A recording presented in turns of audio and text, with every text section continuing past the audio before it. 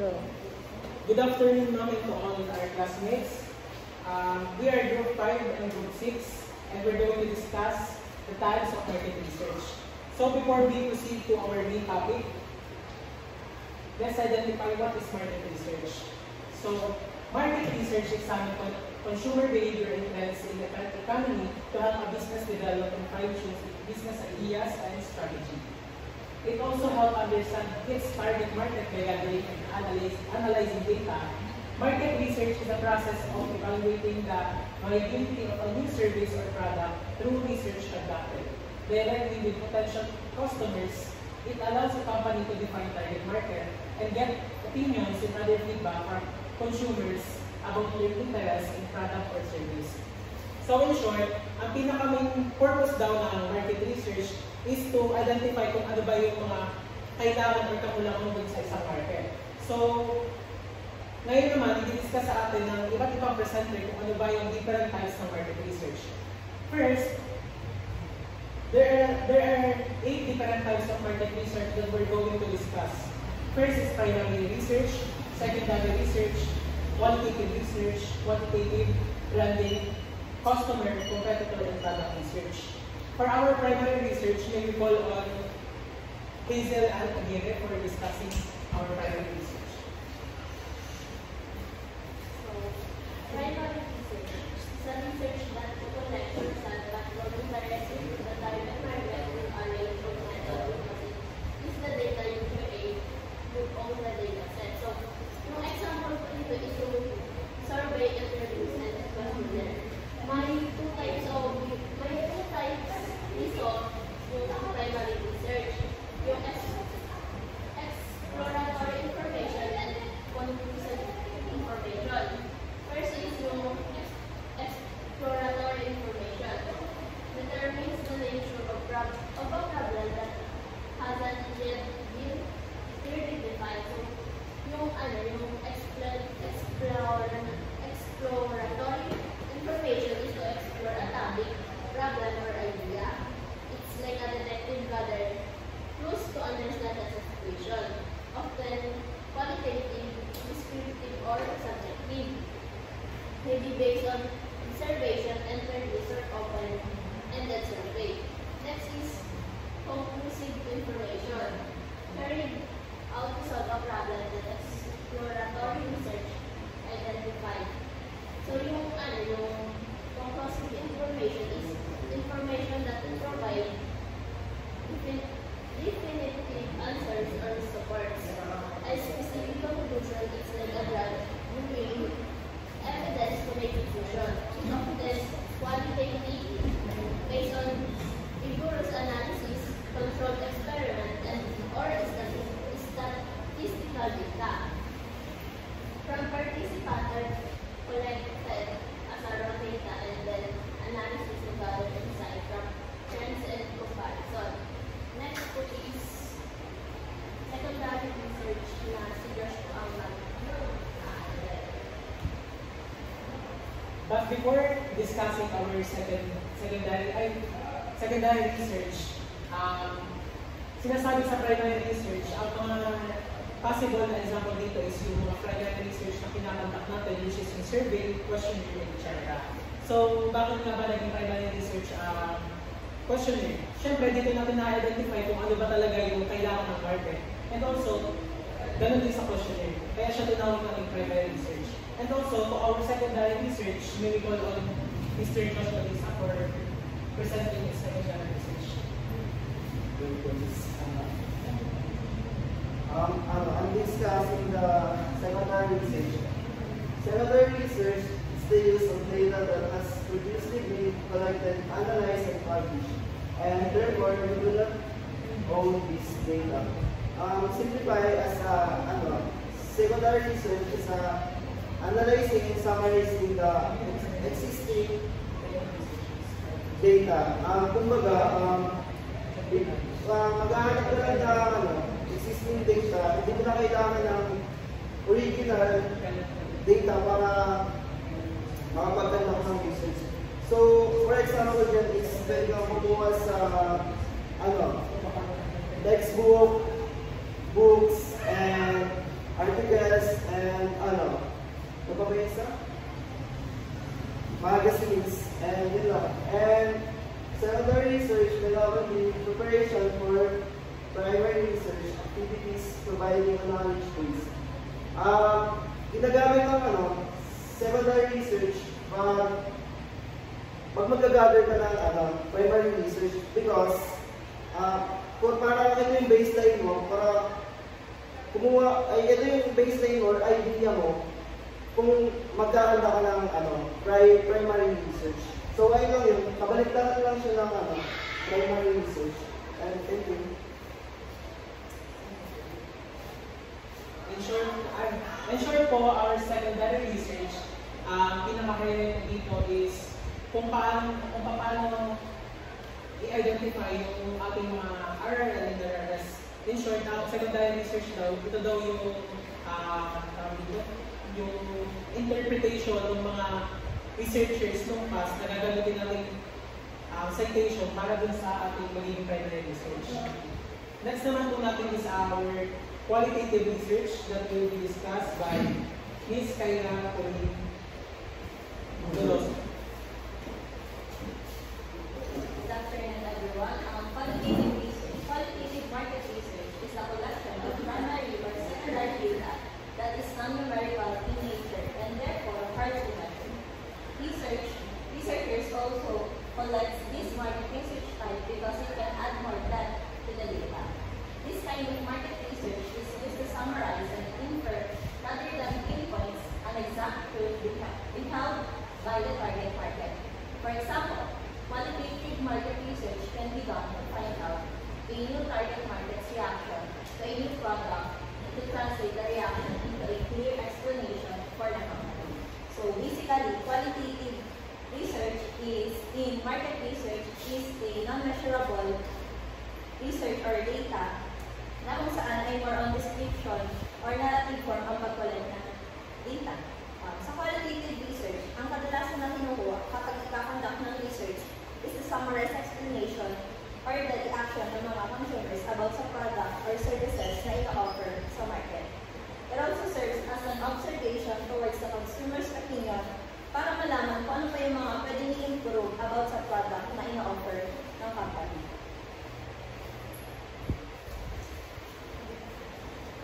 In addition to our qualitative research, way back when we are grade 11, di ba? Yung qualitative research is also focusing on the behavior of the markets. Ang qualitative research, para isa sa pinaka-focus niya is yung collecting data na kung saan behavior yung pinagbabasehan. Next naman po natin is our quantitative research. And i-discuss po ito sa ating Noel Dolpino. Noel? So, quantitative research. Quantitative research is a collection of primary or secondary data that is numerical in nature. So, can be collected and formed.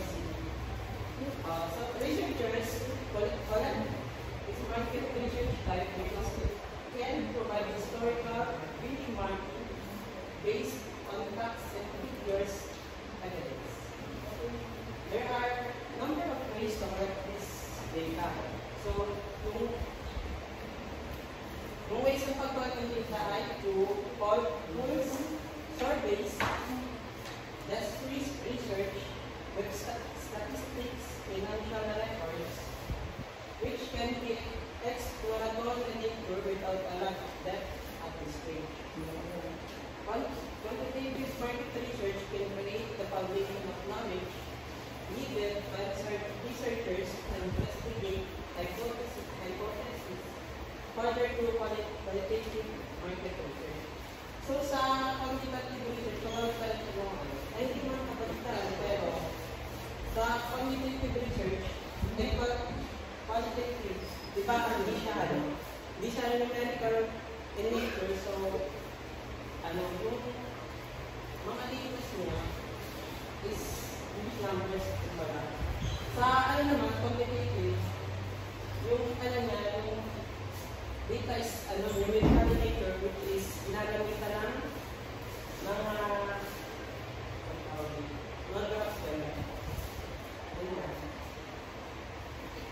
Okay, and on the other hand, qualitative research now is focusing on the number of ways collecting this data. From the word itself, quantitative, it means quantity po yung kanyang pinagbabasahan.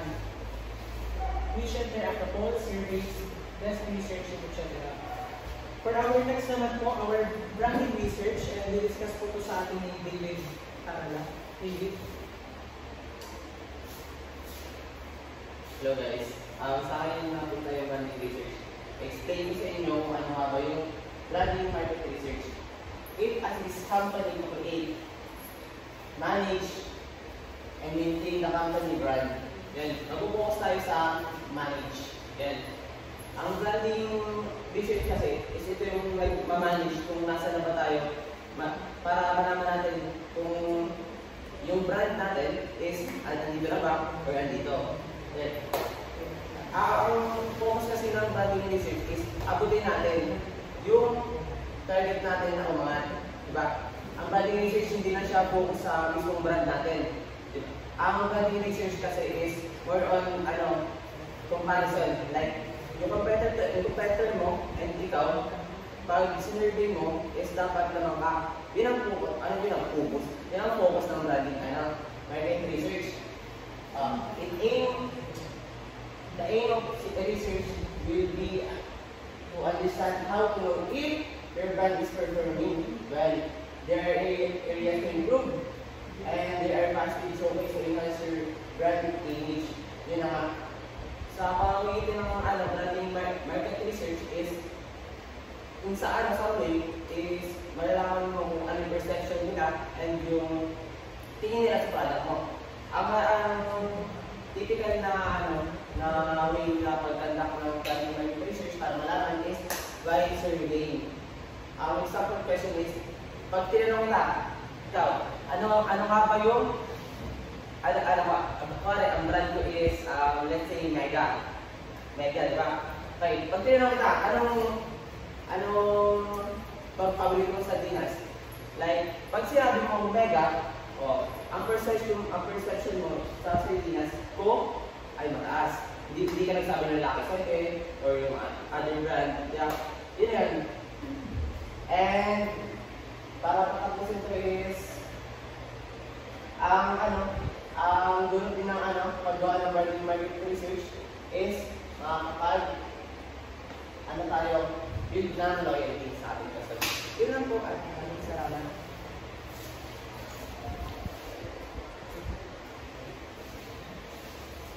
So, ang next natin topic is customer research. Customer market research look at the key influence on your target customer and how your company can make changes to encourage sales. The aim of this research is to know your customer inside out and continuously learn about how they interact with the company. Some things covered by these include customer satisfaction, exploring what keeps customer happy and higher customer satisfaction is more likely to lead to increased customer retention. So, ang customer satisfaction nga is ito yung pag-intindi natin kung ano ba yung factors na gusto ng customer natin para masatisfied sila, and pag may highest customer satisfaction lead to better retention. And ito yung nag-repeat purchase sila and recommend the business to others. And customer loyalty, this looks at what experience have happened to lead to greater customer loyalty across the customer life cycle. So, ang customer loyalty naman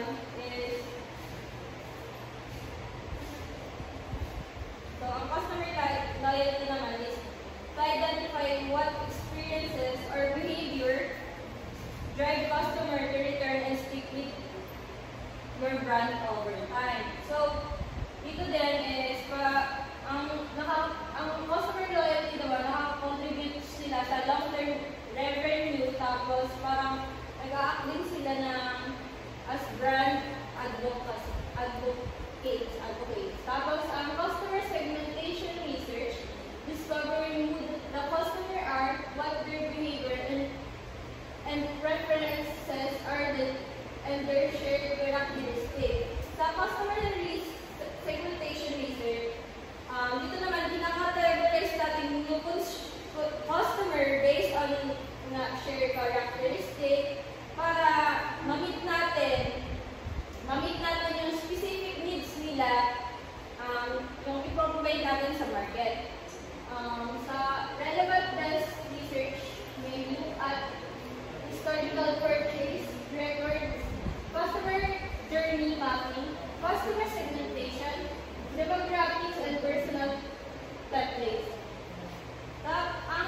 Basically po, ang customer market research, essential siya kasi nga, para malaman natin yung target or yung malaman natin kung ano yung target audience natin and mag-provide natin yung needs nila.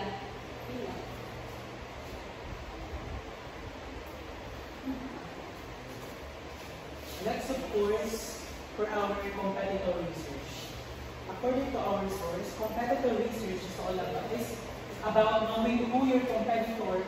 Competition is understanding your strength and weaknesses in comparison to your organization. It can also be about your competitive opening in the market or how to approach a new market. The aim of this research is to find ways to make your organization stand out and future planning through horizon, scanning, and listening to customer preferences. For example, the competitive analysis, researchers would create a SWOT for your business and your competitors to see how your business compares. Primary research could interview customers about their buying preferences, while secondary sources would look at competitors' market dominance, sales, structure, and so on. With this, through analysis, you can understand where you can change to be more competitive and look for ideas that make you stand out. So, one of the advantages of competitor research is to know kung ano ba talaga yung dapat mong improve sa iyong research. So, ang example nito sa pinaka-dalas na gawin natin for our competitor research is to use this SWOT analysis. So, what is SWOT analysis? SWOT analysis is knowing what are the strengths, weakness, opportunity, and threats for our business. So, by conducting SWOT analysis, we will identify what are the strengths of our business, what are the weaknesses of our business, what are the possible opportunities and the threats of our business. On the side of strength, if alam naman natin na strength yun ng ating business, dapat i-improve pa natin yun. And for our weakness naman, sa weakness naman natin, doon natin na-identify kung ano ba dapat ang ating improve for our business para mag-succeed siya. And for our opportunity, syempre, titignan natin sa ating research kung ano ba yung mga possible natin gawin para makamit natin opportunities, which is yung ating mga competitor. Ano ba yung mga possible natin gawin para yung ating mga threats sa ating competitor is mapunan natin or mas malamangan natin sila. And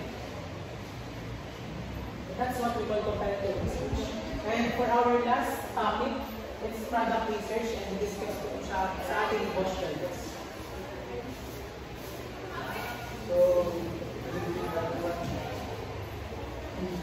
So, I'll discuss about product research. So, product research is a key way to make sure your product and service are fit for launching in the market.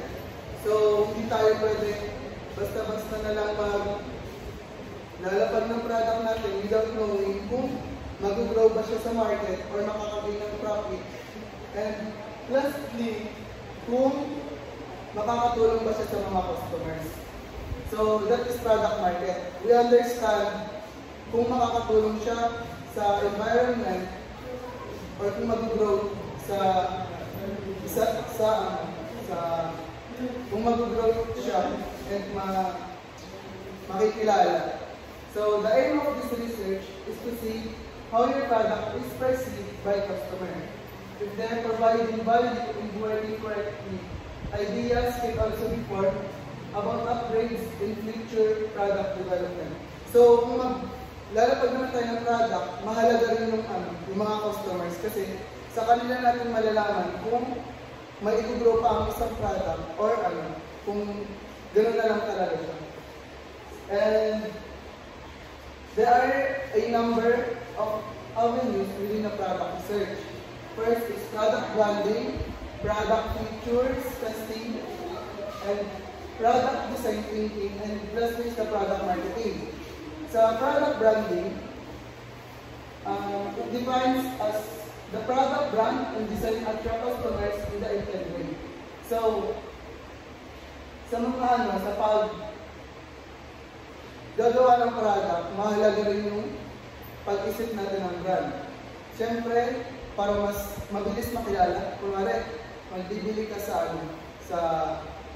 isang butika, siyempre, hindi ka pwedeng magbili lang ng kung anong product. Siyempre, kailangan din dun yung specific name or yung product name na sinasabi. And sa product features, it defines as it can happen at various stage of development with a target market. In early development, between versions, before product launch, etc. To check if there are positive reactions to new or improved features. So, sa product features testing, dito na sinasabi kung may new or improved features pa. Kunwari sa gadgets, example yung sa Samsung, di ba? Sa features na sinasabi is kung may improve pa siya, di ba? Yung gadgets, kada taon may mga nilalabas. So, ganun yung example ng product feature testing. Next is product design thinking. And it defines what solution would solve your customer's current or future problems. So, sa product research, kailangan natin unang alamin kung may kailangan natin gawin ay mag-analyze ng market, of course, para unawaan natin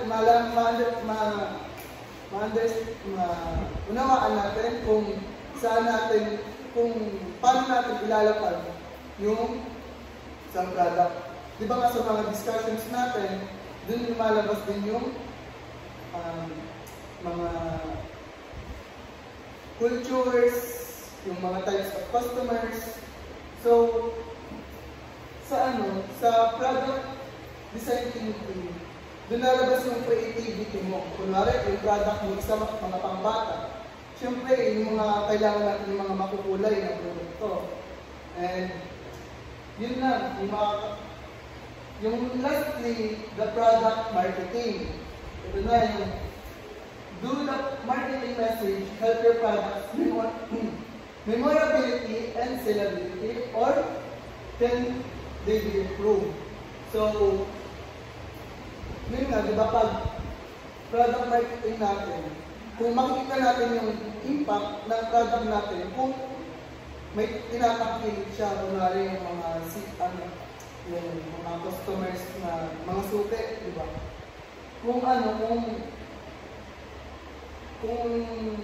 madami tayong mabibuild na trust and mga suki buyers, siguro doon natin makikita yung impact talaga ng product. And next is, and last paragraph, primary research methods have a clear advantage in this kind of market research. Surveys can ask for rankings on the popularity or usefulness of features, or conduct conjoint analysis, while in-person observation interviews, where the participants can handle a product, can be particularly used in seeing what customers do with product in real time. So, yun ang mga clear advantage. Dapat kilala din natin yung advantage ng product natin sa ibang competitors. And that's it. Thank you. And In short po, product research is more on also focusing on innovation for our existing product. And dun po nagtatapos ang aming recording. Hope you understand something. And maraming salamat po. Thank you so much. Once again, we are group 5 and 6 na kung saan nilalakay po namin different types of market research. Maraming salamat po. Bye-bye!